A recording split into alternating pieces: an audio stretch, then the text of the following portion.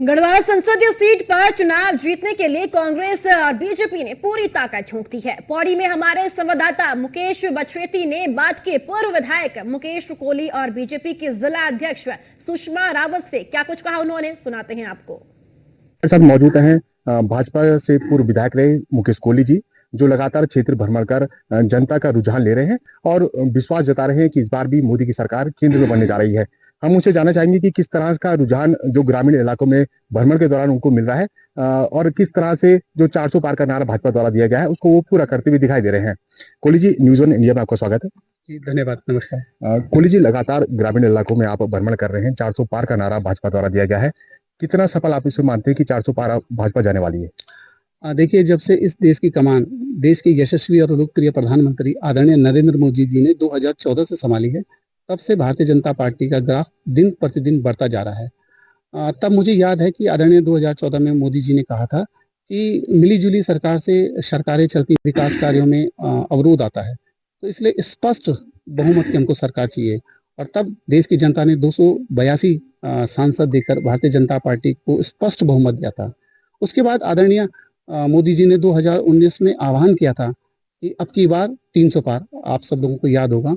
और इस देश की विद्वान और महान जनता ने आदरणीय मोदी जी के विकास कार्यों पर मोहर लगाते हुए 2014 से 19 के कार्यों पर मोहर लगाते हुए हमको 303 सीटें और एनडीए गठबंधन को 350 के करीब हमको बहुमत दिया था।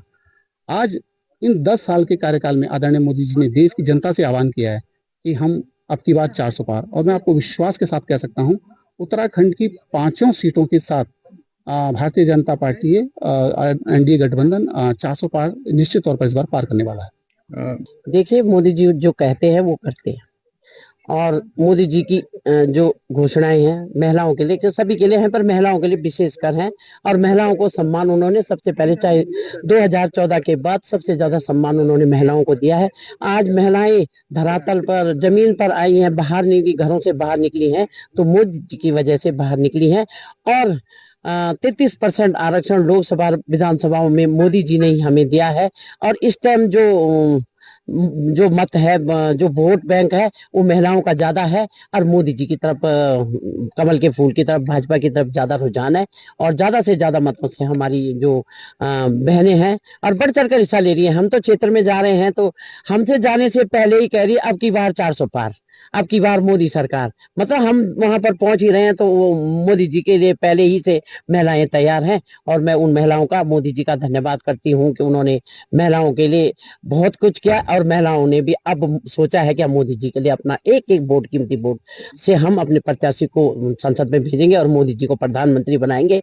और 2047 का जो भारत हम देख रहे हैं, तो उस भारत के लिए हम सब एक एक वोट की आहुति डालकर उस भारत को अग्रसर करने के लिए, तीसरे नंबर पर लाने के लिए हम सब तैयार हैं, बहनें तैयार हैं। न्यूज़ वन इंडिया के लिए पौड़ी से मुकेश बछेती की